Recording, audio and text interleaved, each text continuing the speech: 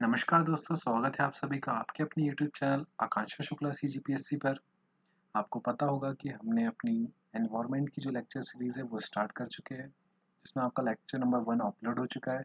आज जो हम स्टडी करेंगे आपका वो है बायोडायवर्सिटी एंड इट्स कंजर्वेशन का सेकंड लेक्चर, जिसमें आपको स्टडी करना है importance of biodiversity, constructive and destructive applications के बारे में। देन आपको एथिक्स का थोड़ा सा पार्ट यहाँ पे स्टडी करना है, जो है आपका importance of social, moral and alternate vision. चलिए स्टार्ट करते हैं हम अपना आज का टॉपिक।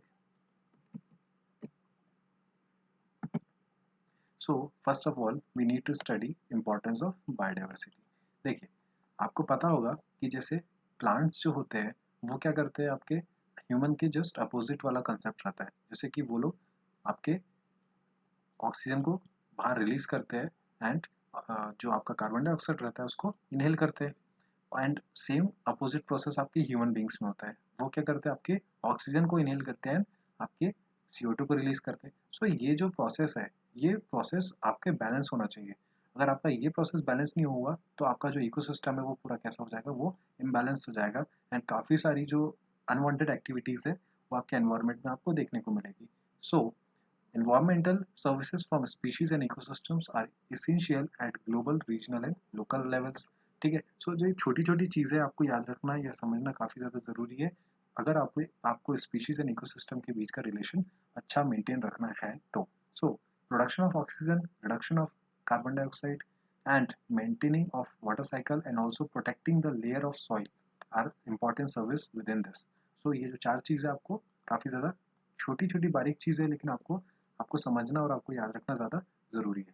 देन बात आती है हमारे फॉरेस्ट की। यदि हम एक फॉरेस्ट एक पेड़ या दो पेड़ की बात करें तो अच्छा नहीं होगा। तो यदि मैं बात करूँ फॉरेस्ट, तो उनका जो मेन मैकेनिज्म होता है वो काफ़ी मास लेवल पे आपके conversion of carbon dioxide into carbon and oxygen.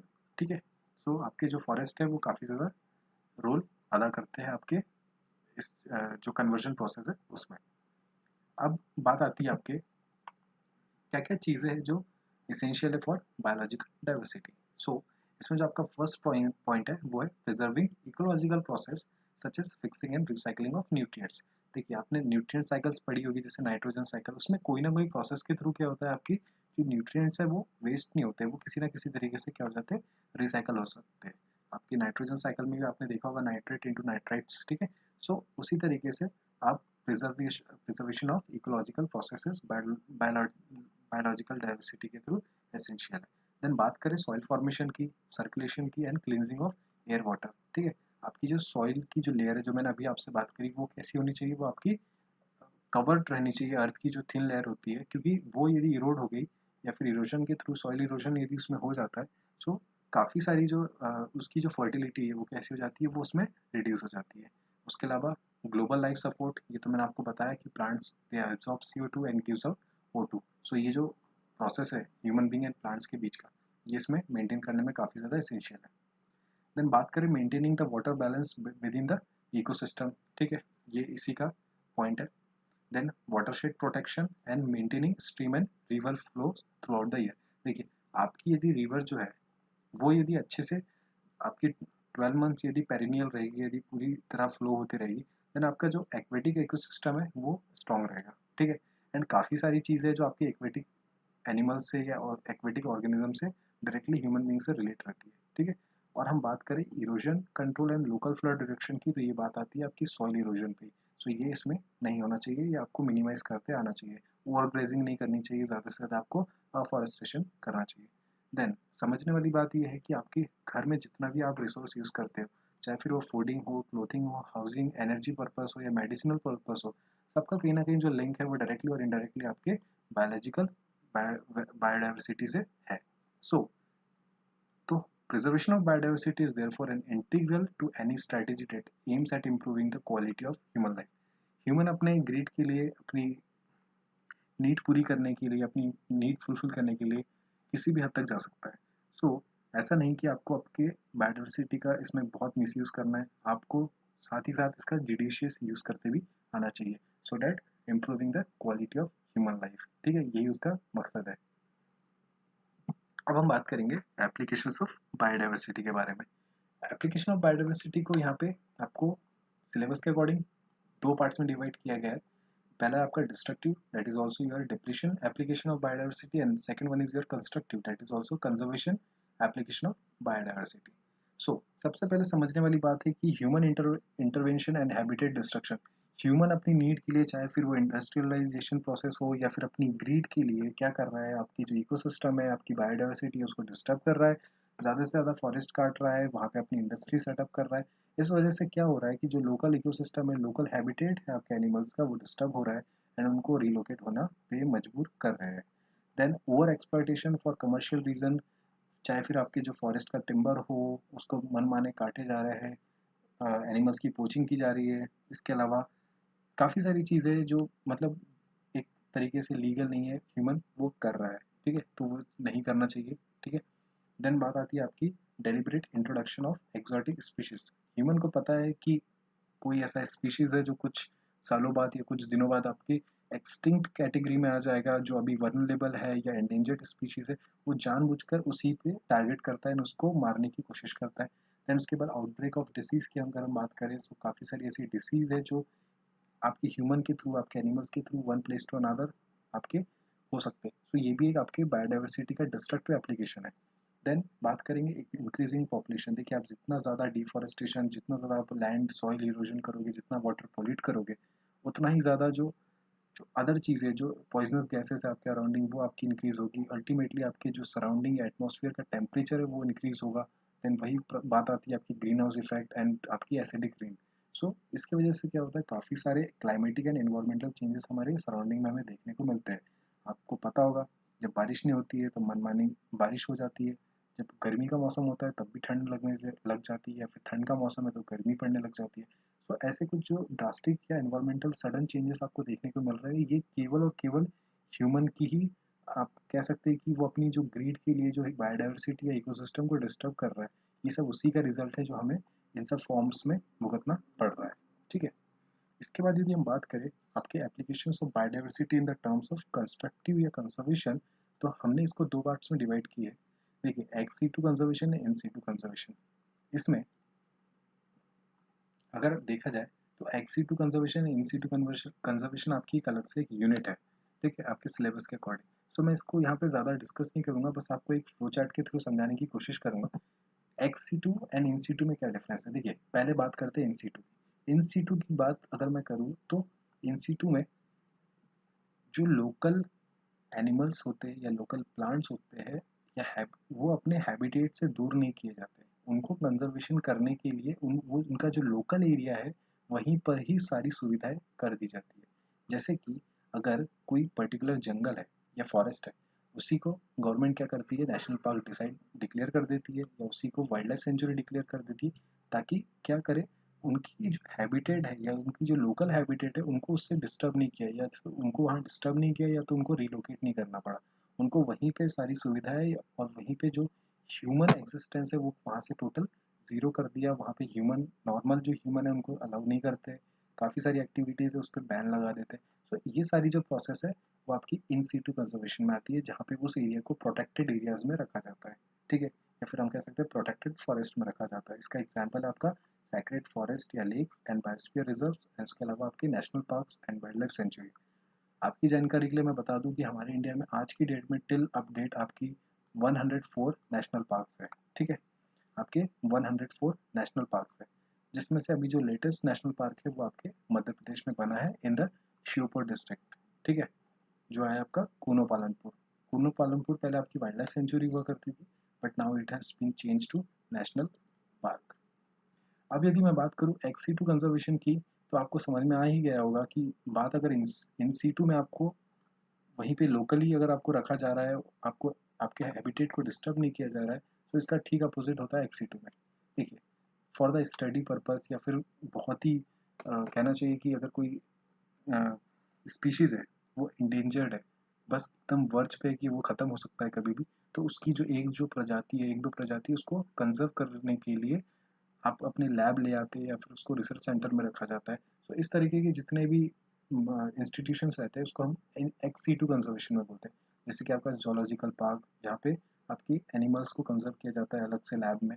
Botanical gardens होते हैं जहाँ पे एक्सटिंग एंड एंडेंजर्ड जो आपके एंडेंजर्ड या वल्नरेबल स्पीसीज रहती है जो प्लांट्स की, उसको वहाँ पे कंजर्व किया जाता है। इसके अलावा आपके ज़ू, आपको ज़ू पता होगा कि वहाँ पे क्या कर रहे हैं आप, वो उनके लोकल जो नेचुरल हैबिटेट है एनिमल्स के, उनको उससे अलग करके यहाँ पे ज़ू में उनको प्रोटेक्ट कर रहे हैं, उनको वहाँ पे कंजर्व कर रहे हैं। सो उन्होंने बेसिकली किया क्या, उनके नेचुरल हैबिटेट से उठा के उन्हें एक्स-सी-टू मतलब उनको बाहर ले आए और वहाँ पे उसको कंजर्वेशन कर रहे हैं। सो ये होता है आपका एक्स-सी-टू कंजर्वेशन। तो आई होप आपको क्लियर हो गया होगा in situ and ex situ conservation. इसका एक अलग से यूनिट है, वहाँ पे हम इसको थोड़ा डीप में स्टडी करेंगे, जहाँ जहाँ पे हम पूरे biosphere reserve, national park, wild life sanctuary सबके बारे में वहाँ पे डिस्कशन करेंगे। ठीक है, तो चलते अब अपने नेक्स्ट टॉपिक की ओर, जो जैसा कि मैंने आपको बताया था कि ये जो टॉपिक है आपका एथिक्स से रिलेटेड है, कि वैल्यूज़ इन बायोडाइवर्सिटी। वैल्यूज़ मतलब आप अपने आप क्या सोचते हो बायोडाइवर्सिटी के बारे में। देखिए, ये वो पार्ट है जहाँ से क्वेश्चंस बनने की, एमसीक्यूज टाइप क्वेश्चन बनने की संभावना काफ़ी ज़्यादा कम है। हाँ, यदि आपका पेपर सब्जेक्टिव होता तो वहाँ आपको इसमें लिखने के लिए काफ़ी ज़्यादा चीज़ें पूछी जा सकती थी, बट एमसीक्यू फॉर्म में यहाँ पे चीज़ें ऐसी कुछ नहीं है जो आपको यहाँ से क्वेश्चंस बनने के चांसेस ज़्यादा है। सो फिर भी हम इसको समझने के लिए यहाँ पे स्टडी करेंगे। देखिए, बायोडाइवर्सिटीज़ की जो वैल्यू होती है वो दो टाइप्स की होती है। सबसे पहले आपकी डायरेक्ट वैल्यूज़ एंड सेकंड है आपकी इनडायरेक्ट वैल्यूज़। मैं पहले डायरेक्ट वैल्यूज़ को एक्सप्लेन करूँगा। देखिए, डायरेक्ट वैल्यू में ये होता है कि यदि आप कोई बायोडाइवर्सिटी का मिसयूज़ कर रहे हो या यूज़ कर रहे हो, मैं बोलूँगा मिसयूज़ तो नहीं, क्योंकि बायोडाइवर्सिटी एक्ट के तहत तो आपको वैसे भी मिसयूज़ करने का कोई चांस नहीं है, बट यदि आप उसको यूज़ भी कर रहे हो तो आपको उसका जुडिशियस यूज़, मतलब कि यदि वो आपके नेशनल इनकम में कंट्रीब्यूट कर रहा है, मतलब कहीं ना कहीं वो इंडिया की इकोनॉमी में कंट्रीब्यूट कर रहा है, then it is known as your direct values. जैसे कि पहला है आपका कंजम्पटिव वैल्यू और दूसरा आपका प्रोडक्टिव वैल्यू। कंजम्पटिव वैल्यू की बात करें तो जो लोकल फॉरेस्ट ड्वेलर्स होते हैं, जो फॉरेस्ट में घूमते हैं, या फिर हम ये बात करेंगे कि कोई कम्युनिटी होती है जो फॉरेस्ट में ही रहना पसंद करती है, फॉरेस्ट के आसपास रहना पसंद करती है, ठीक है, जो ज़्यादा अर्बन एरियाज में जाना पसंद नहीं करती। सो वो जो अपनी लोकल नीड्स जो रहती है, जो उसकी डेली नीड्स होती है, जैसे कोई थोड़ी बहुत लकड़ियाँ हो गई जलाने के लिए, या फिर थोड़ा बहुत कुछ काट लिया उन्होंने, मतलब पेड़ वगैरह। सो ये थोड़ा बहुत जो है वो अपने खुद के यूज़ के लिए और थोड़ा सा गवर्नमेंट को सपोर्ट करने के लिए जो वो बायोडाइवर्सिटी को डिस्टर्ब करते हैं, ठीक है, वो भी कहीं ना कहीं आपके नेशनल इनकम में उनको भी टैक्स भरना होता है उस चीज़ का, ठीक है, फॉरेस्ट टैक्स वगैरह। सो ये जो सब जो चीज़ है, जो आपका महुआ कलेक्शन हो गया, इसका भी जो थोड़ा बहुत टैक्स है वो गवर्नमेंट के पास जाता है, वो भी उन्हें भरना पड़ता है। तो ये जो आपके छोटे मोटे जो है जो नेशनल इनकम को कंट्रीब्यूट करते हैं, वो आपका आता है कंजम्पटिव वैल्यूज़ में, ठीक है। और जो दूसरा होता है प्रोडक्टिव वैल्यू, प्रोडक्टिव मतलब मास अमाउंट में जो आपके नेशनल इनकम को कंट्रीब्यूट करता है, ठीक है। सो फॉर एग्जांपल आपकी प्रोडक्टिव वैल्यूज़ में जाएगा आपका टिम्बर, ठीक है, जो सागौन की लकड़ी जो जंगल से काटी जाती है, वो काफ़ी ज़्यादा यूज़ में लाई जाती है, ठीक है। तो कई कई ऐसी लकड़ी है जो एक्सपोर्ट भी की जाती है। तो इसका कहीं ना कहीं मास लेवल पे आपके नेशनल इनकम में कंट्रीब्यूशन हो रहा है, ठीक है। अब यही डिफरेंस है आपके consumptive values and productive values में। कंजम्पटिव में जो नेशनल इनकम में कंट्रीब्यूशन है वो काफ़ी कम है, एंड प्रोडक्टिव वैल्यूज़ में आपके नेशनल इनकम में काफ़ी ज़्यादा कंट्रीब्यूशन है। सो हम बात कर रहे हैं वैल्यूज़ इन बायोडाइवर्सिटी की, जिसमें हमने बात करी डायरेक्ट वैल्यूज़, सेकंड आपकी इनडायरेक्ट वैल्यूज़। डायरेक्ट वैल्यूज़ में हमने बात करी consumptive values and productive values. Consumptive values मतलब जो लेस अमाउंट ऑफ कंट्रीब्यूशन कर रहे हैं नेशनल इनकम में, एंड प्रोडक्टिव वैल्यूज़ मतलब जो ज़्यादा कंट्रीब्यूशन कर रहे हैं आपके नेशनल इनकम में। अब हम बात करते हैं इनडायरेक्ट वैल्यूज़ की। देखिए, इनडायरेक्ट वैल्यूज़ में कोई लेन देन नहीं है, कोई नेशनल इनकम को कंट्रीब्यूशन नहीं है। बात आती है अपने अंदर की इनर फीलिंग्स की, इनर कोसाइंस की, ठीक है, कि आप इस चीज़ को कितना अच्छे तरीके से अपने अंदर लेते हो। सबसे पहले आती है सोशल वैल्यूज। सोशल वैल्यूज मतलब जो हम यहाँ वहाँ से सीखते हैं, कि हमें अपने नेचर या हमने हमारे जो एनवायरनमेंट को है, जो हम अपने आसपास की कम्युनिटी से सीखते हैं, ठीक है, जैसा वो करेंगे वैसा हम करेंगे। तो यहाँ पे बात आ जाती है सोशल वैल्यूज। यदि कोई सामने वाला अपनी नीड के लिए पेड़ काट रहा है, तो भाई हम भी उसको क्या करेंगे, हम भी पेड़ काटेंगे। तो ऐसी जो हम आसपास की सराउंडिंग से जो अच्छी या फिर जो बुरी बातें जो सीखते हैं, तो वो आ जाती है आपकी सोशल वैल्यूज में, ठीक है। इसमें आपको कोई ऐसा पैसे का लेन देन नहीं है, ये चीज़ें आपके अंदर आनी चाहिए। देन बात आती है आपकी मॉरल वैल्यूज़ की। मॉरल वैल्यूज़ की है कि ये हमारे मन में आना चाहिए कि जब हमें जीने का हक है, तो ये प्लांट्स एंड एनिमल्स क्या कोई बाहर से आए हुए लोग हैं? नहीं, ये भी एक प्रकृति का नियम है कि इन्हें भी हमें साथ रहना हमें इनकी ज़रूरत है और हमें इनकी ज़रूरत है और ये भी हमारी ज़रूरत के लिए। सो ये जो चीज़ें जब हमारे मन में आती है तो ये सब आती है आपकी मॉरल वैल्यूज़ में, क्योंकि इनके भी खुद के अपने एक राइट्स है जिंदा रहने के। ठीक है, हम अपने खुद के मतलब नीड के लिए, हम अपने ग्रीड के लिए हम इसका मिसयूज़ नहीं कर सकते। ठीक है, तो ये आती है आपकी मॉरल वैल्यूज़ में। बात आती है फिर एस्थेटिक वैल्यूज़ की। तो बायोडाइवर्सिटी के मैं आपको एन नंबर ऑफ एग्जांपल दे सकता हूँ कि ये कैसे आपकी पर्टिकुलर कम्युनिटी को रिप्रेजेंट करते हैं। जैसे मैं बात करूँ आपके टाइगर की। टाइगर हमारी इंडिया का नेशनल एनिमल है। सो ये हमारी इंडिया की भावना है कि हमें अपने टाइगर को कंजर्व करना है। ऐसे ही कोई एक्स वाई जेड कम्युनिटी है, अगर वो पीपल के पेड़ को मानती है बहुत ज़्यादा, वो उनका नेशनल सिंबल है, तो वो उनको प्रिजर्व करेंगे। ठीक है, इसके अलावा हमारी इंडिया की हिंदू मैथोलॉजी के अकॉर्डिंग जो तुलसी है उन्हें क्या है, भगवान का रूप माना गया है।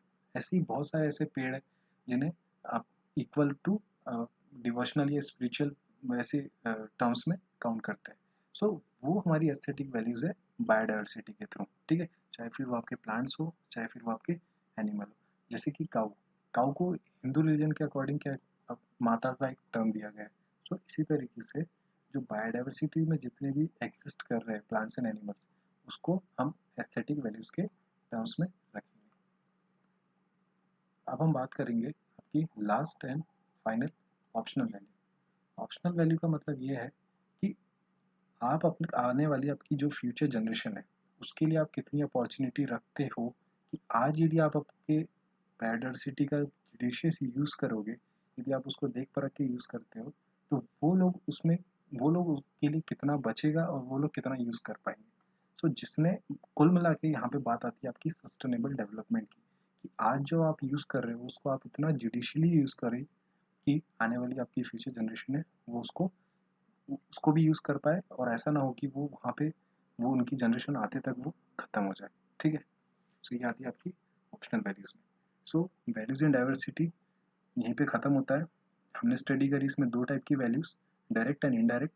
डायरेक्ट जो नेशनल इनकम में कंट्रीब्यूट कर रही है, कंजप्टिव वैल्यू थोड़ा कंट्रीब्यूट कर रही है, प्रोडक्टिव वैल्यू थोड़ा लार्ज अमाउंट में कंट्रीब्यूट कर रही है। इसके अलावा हमने बात करी इनडायरेक्ट वैल्यू, जिसमें हमने सोशल वैल्यू जो हम अपने अड़ोस पड़ोस से सीखते हैं, मॉरल वैल्यू जो हमें सिखाया जाता है या जो हमारे खुद के मन में आना चाहिए कि इक्वल राइट्स। एस्थेटिक वैल्यू जो आप हमने देखा जो एक नेशनल सिंबल के तौर पे जो बायोडाइवर्सिटी में जितने एलिमेंट्स हैं उसको जो माना जाता है। इसके अलावा आपकी ऑप्शनल वैल्यू मतलब आने वाली फ्यूचर जनरेशन के लिए। अब हम बात कर लेते हैं कुछ एमसीक्यूज के बारे में, जो हमने लास्ट वीडियोस में जैसे आपको वादा किया था कि हम आपके लिए कुछ एमसीक्यूज यहाँ पे इस वीडियो में लेकर आएंगे जो बहुत ज़्यादा इंपॉर्टेंट है, आपके एग्जाम में काम आ सकते हैं। सबसे पहला क्वेश्चन आपका, biodiversity hotspot in India are. आपको इन दिए गए ऑप्शंस में बताना है कि बायोडाइवर्सिटी हॉटस्पॉट हमारे इंडिया में कौन कौन से हैं। तो मैंने आपको पिछले लेक्चर में बताया था कि हमारे इंडिया में टोटल 4 बायोडाइवर्सिटी हॉटस्पॉट घोषित किए गए हैं। ठीक है, जिसमें पहला है आपका वेस्टर्न घाट, सेकंड है आपका ईस्टर्न हिमालयस, थर्ड है आपका Indo Myanmar border, and fourth है आपका सुंदर लैंड जो आपके अंडमान एंड निकोबार में लोकेटेड है।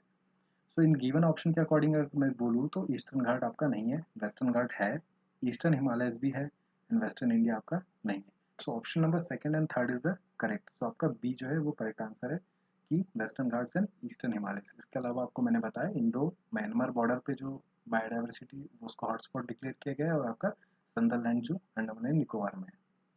Next question, species is considered to be extinct if it is has not been seen in its natural habitat for how many years? वो प्रजाति या वो स्पीशीज को हम एक्सटिंक्ट डिक्लेयर कर देते हैं यदि वो अपने नेचुरल हैबिटेट में कितने सालों तक नहीं देखी जाती है।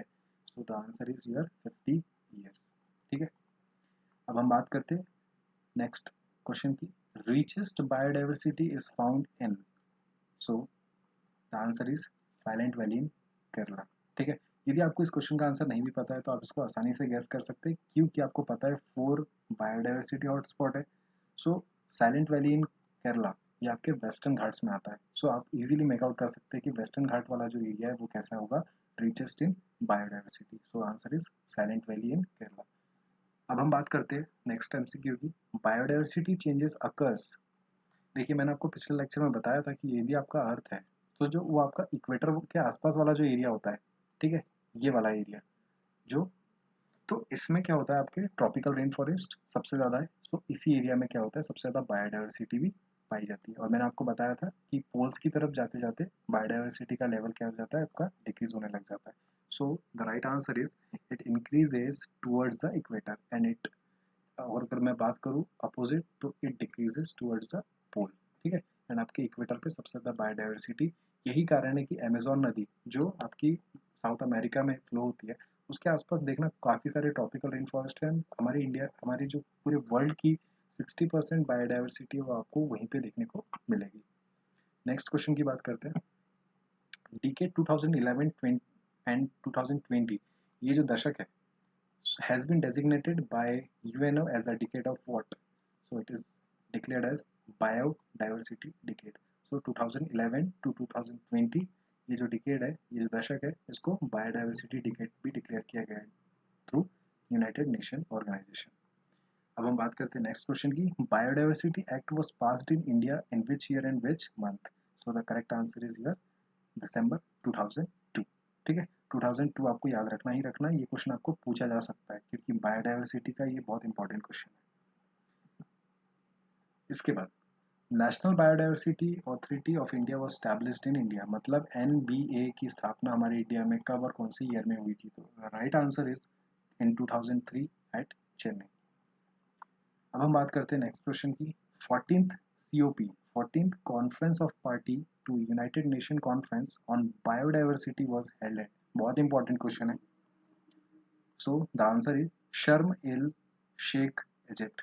शर्म इल एक शेख, इजिप्ट में आपकी 14th conference of party on biodiversity held हुई थी, ठीक है। ये आपकी 14th पार्टी थी। एंड जो आपकी फर्स्ट, आपको पूछा जा सकता है कि फर्स्ट COP कब हुई थी, तो वो आपकी नसाउ बहामास में हुई थी, ठीक है। बात करते हैं अब अपने नेक्स्ट क्वेश्चन की। The author of tomorrow's biodiversity is, ठीक है, आपको बताना है कि टुमारोज बायोडाइवर्सिटी के लेखक कौन है। सो इसका आंसर आपको कमेंट सेक्शन में बताना है कि इसके आंसर या फिर इसके जो ऑथर है टुमारोज बायोडाइवर्सिटी, ये कौन है, ठीक है। आई होप आपको लेक्चर पसंद आया होगा। यदि आपको ये वीडियो पसंद आया तो इसे लाइक करिए, दोस्तों के साथ ज़्यादा से ज़्यादा शेयर करिए। जो भी स्टूडेंट्स जो ACF की तैयारी कर रहे हैं या कर रही है, तो उन्हें आप ये शेयर करिए, ठीक है। यदि पसंद आया हो, यदि आपको इसमें कुछ और एड ऑन या फिर आपको इसमें कुछ और एक्स्ट्रा चीज़ें जो चाहिए, तो आप उसको कमेंट सेक्शन में लिख कर बताइए हमें। एंड वीडियो को लाइक करिए, शेयर करिए एंड चैनल को सब्सक्राइब करिए। Thank you.